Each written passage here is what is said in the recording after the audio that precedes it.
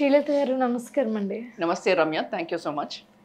యాక్చువల్‌గా బిజినెస్ ఎవరైతే చేస్తారో వాళ్ళలో ఒకవేళ ఉంటే అపారమైన నాలెడ్జ్ ఉంటుంది. అలాగే గణనీయంగా పెరుగుతూ ఉంటారు.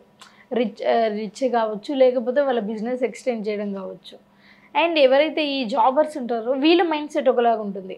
అంటే వీళ్ళకి స్టేబుల్‌గా ఒక ఇన్‌కమ్ వస్తూ ఉంటుంది. ఒకవేళ జాబ్ పోతే పరిస్థితి దారుణంగా తయారై ఇంకో 4, 5 మంత్స్‌లో ఇంకో జాబ్ ఎత్తుకోవాల్సి వస్తది. ఇంకా దారుణమైతే ఇంకో 1 ఇయర్‌లో జాబ్ ఎత్తుకోవాల్సి వస్తది. బట్ ఈ బిజినెస్‌లో కూడా ఇలానే జరిగే అవకాశం ఉండొచ్చు. అప్ అండ్ డౌన్స్ వస్తే ఫుల్ ప్రాఫిట్ రావచ్చు, లేకపోతే నష్టం రావచ్చు. ఒకవేళ నష్టం వస్తే ప్రాఫిట్స్ వచ్చిన దానికన్నిటికంటే కూడా మించిపోయి రావచ్చు. సో ఇక్కడ సిచ్యువేషన్ ఎలా, అసలు వీళ్ళ మైండ్ సెట్స్ ఎలా ఉంటాయి? జాబ్ వర్సెస్ బిజినెస్ ఫస్ట్ది మైండ్ సెట్ ఉండాలి. నాకు ఉద్యోగం చేయాలన్నా, నాకు బిజినెస్ చేసుకోవాలన్నా, ఆ మైండ్ సెట్ క్లియర్గా ఉండాలి. నేను ప్రతి స్టూడెంట్కి చెప్పేది ఒకటి, నేను హెచ్ఆర్ నేర్పిస్తాను మేనేజ్మెంట్ కాలేజెస్లో. నేను ప్రతి స్టూడెంట్కి నేను చాలా వరకు స్టూడెంట్స్ నాకు కంపెనీస్లో జాబ్ చేయనికి ఇష్టం లేదు, నేను ఒక ఆంట్రప్రెన్యూర్స్గా అయిపోతాను, ఒక కంపెనీ సెటప్ చేస్తాను. ఆ ఐడియా అయితే చాలా బాగుంది, కానీ మీకు పుష్ ఉందా? పుష్ అంటే ఫ్యామిలీ సపోర్ట్ ఉందా? సెకండ్ది సెకండ్ పాయింట్ ఏంటంటే రమ్య, అట్లీస్ట్ 3-4 ఇయర్స్ మనం కంపెనీ సెట్ చేసినాక సెటిల్ అయిన తర్వాతనే మీకు బ్యాంక్ లోన్స్ దొరుకుతుంది. అంతవరకు మీకు ఫ్యామిలీ సపోర్ట్ ఉందా? ఏ కంపెనీ షురూ చేస్తే కూడా, ఒక ఐటీ కంపెనీ షురూ చేస్తే అట్లీస్ట్ మినిమం 20 lakhs దాంట్లో పెట్టాలి.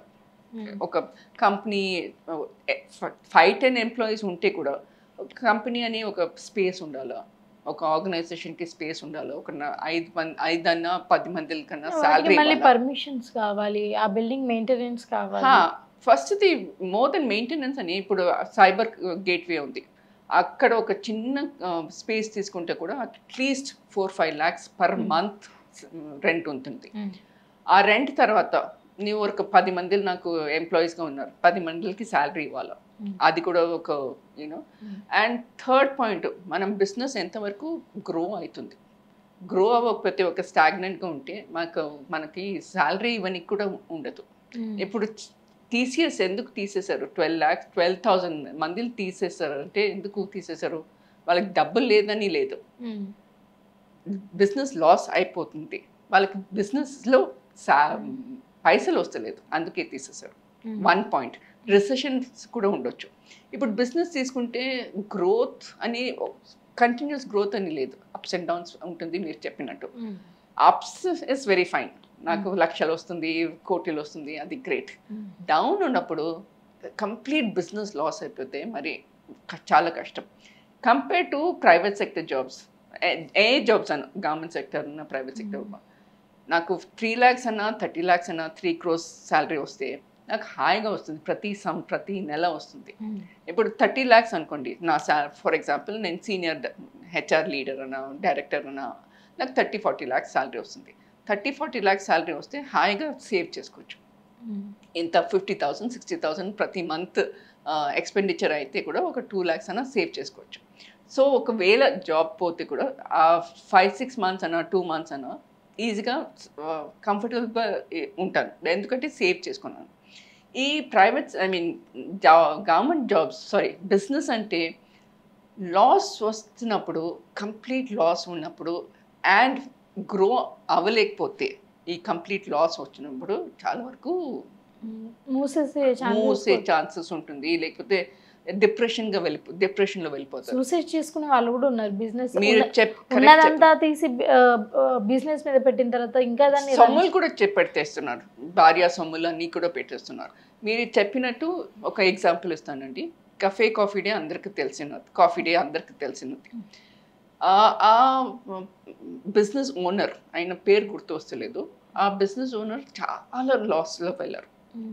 ఒక ఇండియా మొత్తం కాఫీ డే బ్రాంచెస్ ఉండే, అన్నిట్లో లాస్ అయింది, ఒక్క బ్రాంచ్ మాత్రం లేదు, అన్ని బ్రాంచెస్ కంప్లీట్ ఇండియాలో లాస్ అవుతుంది.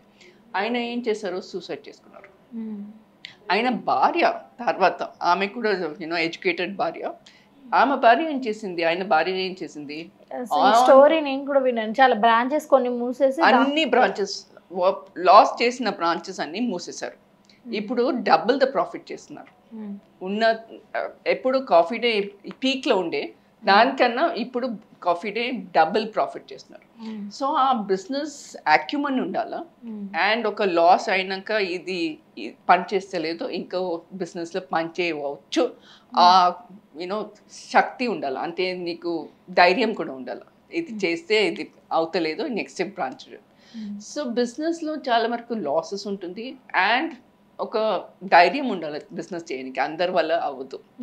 ఇప్పుడు నన్ను నేను హెచ్ఆర్ కంపెనీలో షురూ చేయవచ్చా, నేను ఒక కంపెనీ పెట్టవచ్చా, నాకు అంత ధైర్యం లేదు. ఏ కంపెనీ అయినా మీరు చెప్పండి ఒక 15 hours పని చేయాలంటే నేను చేస్తాను, కానీ ఒక బిజినెస్ పెట్టాలంటే నాకు ధైర్యం లేదు. సో ప్రతి వాళ్ళకి బిజినెస్ చేయవచ్చా ఆ మైండ్ సెట్ ఉండాలండి, ఒక ఫ్యామిలీ సపోర్ట్ కూడా ఉండాలి. అండ్ లాస్ వచ్చినా పర్లేదు, నెక్స్ట్ టుమారో 1 year తర్వాత ఆర్ 1 month తర్వాత బిజినెస్ మళ్ళీ గ్రో చేస్తాను అని కన్విక్షన్ కూడా ఉండాలి. నాకు అలాంటి ధైర్యం లేదు. ఇప్పుడు ఫర్ ఎగ్జాంపుల్ మీరు నా బాస్ అనుకోండి, శ్రీలత ఒక 8 hours job, normally 8-9 hours job ఉంటుంది, లేదు ఈ 1 month చాలా వరకు బిజినెస్ ఉంది, 10 hours 15 hours పని చేయాలా, నువ్వు ప్రతిరోజు ఆఫీస్కి వచ్చి 15 hours పని చేయాలంటే హాయిగా పని చేసుకుంటా నేను, కానీ మీరు బిజినెస్ పెట్టాలంటే నాకు అంత ధైర్యం. అవును, ఈ మధ్యలో కొంచెం మీమ్స్లో కూడా అంటే చాలా తెలివిగా కొటేషన్ ఒకటి ఏముంటుంది అంటే, వేరే వాళ్ళ కోసం మనం రోజుకి 10 గంటలైనా పని చేస్తాం కానీ, అంటే ఇట్లా మన జీవితాంతం రోజుకు 10 గంటలు వేరే వాళ్ళ కోసం జీవితాంతం పని చేస్తాము, బట్ మన కోసం ఒక 3 సంవత్సరాలు బిజినెస్ పెట్టిన తర్వాత మనకి ఇస్తే మనం ఒక ఎంటర్‌ప్రెన్యూర్‌గా ఉంటామని, బట్ ఆ మధ్యలో ఉండే ఆ స్ట్రెంత్ టెన్షన్ అదంతా మన వల్ల కాదండి. ఎందుకు అర్థం కాదు ఈ కొటేషన్స్ పెట్టే వాళ్ళకి, నాకు అర్థం కాదు. అందరి వల్ల అవ్వద్దు ఏమో నా అభిప్రాయంలో, అందరి చాలా గట్స్ ఉండాలి ప్రతిదానికి. గట్స్ మాత్రం లేదు, ధైర్యం మాత్రం లేదు, ఆ కన్విక్షన్ ఉండాలి, డబ్బులు కూడా ఉండాలి, డబ్బులు ఉండాలి, మాక్సిమం మేజర్ పాయింట్ మా డబ్బులు ఉండాలి, అండ్ ఫ్యామిలీ సపోర్ట్ ఉండాలి. ఫ్యామిలీ సపోర్ట్ లేకపోతే లైక్ మీరు చెప్పినట్టు భార్య సొమ్ములు కూడా పెట్టేసి బిజినెస్ చేస్తున్నారు, అన్నీ లాస్ అయిన తర్వాత చాలా వరకు యూనో రోడ్ మీద వచ్చేస్తున్నారు. అంటే యాక్చువల్గా బిజినెస్ చేయాలి అని ఎవరికైతే ఉంటుందో వాళ్ళు స్టార్టింగ్లోనే ఏం చేస్తారు అంటే, ఫస్ట్ ఏదైనా సరే ఒక బిజినెస్ పెట్టినప్పుడు ఒక క్లారిటీ ఉండాలి, ఫస్ట్ క్లారిటీ ఉండాలి. అంటే ఒక 1 year to 2 years అయినా ఆ బిజినెస్ మనం పోషించేంత డబ్బు ఇంకా ఎక్స్ట్రాగా మన దగ్గర ఉండాలి. కానీ ఇక్కడ బిజినెస్ స్టార్ట్ చేసేటప్పుడే మన దగ్గర ఉన్నదంతా తీసుకొని వచ్చి అక్కడ పెట్టి, కొంచెం అప్పు తీసుకొని వచ్చి పెట్టి, కొంచెం లోన్, అలాగే ఇంకొంచెం బంగారంతో అక్కడ పెట్టి అన్నీ ఒకటేసారి పెట్టేసరికి నెక్స్ట్ నీకు రన్ చేయడానికి ఏం లేక మూసేస్తున్నావు డైరెక్ట్గా. సో నీ దాంట్లో ఉన్న దాంట్లో ఒక 50% పెట్టి ఇంకొక 50% దాన్ని మెల్లిమెల్లిగా గ్రో చేసుకుంటూ ఉంటే అది బెటర్ కదండి. ఇంకో పాయింట్ చెప్తాను ఫర్ స్టూడెంట్స్ ఎస్పెషలీ. నేను ఎంబీఏ చేసిన తర్వాత, లేకపోతే ఇంజనీరింగ్ చేసిన తర్వాత, లా చేసిన తర్వాత ఒక కంపెనీ షురూ చేస్తాను. ఏ కంపెనీ అన్నా క్లారిటీ ఉండాలి, ఫస్ట్ పాయింట్. సెకండ్ పాయింట్, మీరు డీటెయిల్గా రాసుకోండి, ఒక బుక్లోనా పేపర్లోనా డీటెయిల్గా స్టెప్ వైజ్ రాసుకోండి. థర్డ్ పాయింట్, సీనియర్స్ని అడగండి, ఇలాంటి నా ప్లాన్ ఉంది ఏం చేసుకోవచ్చు. And fourth point, me competitors ఎవరు. ఒక ఐటీ బిజినెస్ షురూ చేస్తాను, ఒక జావా ప్రాజెక్ట్ తీసుకొస్తాను, 10 ప్రాజెక్ట్ తీసుకొస్తాను, ఎన్ని కంపెనీస్ ఉంది జావాలో చేస్తాను. మైక్రోసాఫ్ట్ నుంచి చిన్న చిన్న కంపెనీస్ వరకు జావాలోనే చేస్తున్నారు, జావా అన్న .NET అన్న. సో అలాంటి కాంపిటీటర్స్ మీకు ఎవరు. అండ్ ఫిఫ్త్ పాయింట్, ఇప్పుడు ఫర్ ఎగ్జాంపుల్ ఈ బాటిల్ తీసుకోండి, లేకపోతే గ్లాస్ తీసుకోండి, అలాంటి బిజినెస్ పెడితే అప్పుడు మీ ఏరియా చూసుకోండి, ఏ ఏరియాలో ఎంత సేల్ అవుతుంది, ఆ స్టడీ అని చేసుకున్న తర్వాతనే మీరు ఆంట్రప్రెన్యూర్గా ఉండండి. లేకపోతే ఏదో నాకు ఆంట్రప్రెన్యూర్ చేసుకోవాలా, నేను వేరే వరకు ఇంకో మనిషికి నేను ఆయనతోని పని చేయను, నేను సొంతంగా చేసుకుంటే అది బెస్ట్, లేదంటే లేదు. కానీ మీరు డీటెయిల్గా ప్లాన్ చేసుకొని ఫ్యామిలీతోని మాట్లాడి, సీనియర్స్ మీ లెక్చరర్స్తోని మాట్లాడి, కొలాబరేట్ చేసుకొని, క్యాలిబ్రేట్ చేసుకొని తర్వాత షూట్ చేస్తాం. So thank you so much అండి, చాలా వాల్యుబుల్ ఇన్ఫర్మేషన్ ఇచ్చారు. ఎందుకంటే చాలామంది బిజినెస్ అనగానే యాక్చువల్గా ఈ రోజులలో ఇంట్లో నుంచి బయటకు వచ్చి 0 నుంచి స్టార్ట్ అయ్యి బిజినెస్ పెడతా అంటే ఈ మధ్య కాలంలో అవ్వదు. ఎందుకంటే ప్రతిదీ డిపెండింగ్ అపాన్ మనీ కాబట్టి మనీ సో మార్కెట్ నిజంగా competitors. జాబ్ చేయాలి అనుకుంటే ఆ జాబ్ మీద ఇంట్రెస్ట్తో మీరు లైఫ్ లాంగ్ చేసుకోవచ్చు. బట్ బిజినెస్ చేయాలి అంటే ఆ బిజినెస్ ప్లాన్ ఒకటి మాత్రమే కాదు, ప్రతిదీ అడ్జస్ట్ చేయాలి, ప్రతిదీ కన్విక్ట్గా, అబ్సల్యూట్లీ ఆఫ్ కోర్స్ ప్రతిదీ మన అనుకూలంగా ఉండాలి. అండ్ ఒకవేళ హార్డ్ టైమ్స్ వచ్చినా సరే దాన్ని దాన్ని తట్టుకొని మళ్ళీ ఒకసారి లేచి మళ్ళీ ట్రై చేసి అంత సత్తా ఉంటేనే మీరు బిజినెస్లో ఆఫ్ కోర్స్ ఎదుగుతారని మీరు చెప్పిన దాని ప్రకారం. Absolutely absolutely thank you so much. Thank you అండి, థ్యాంక్ యూ.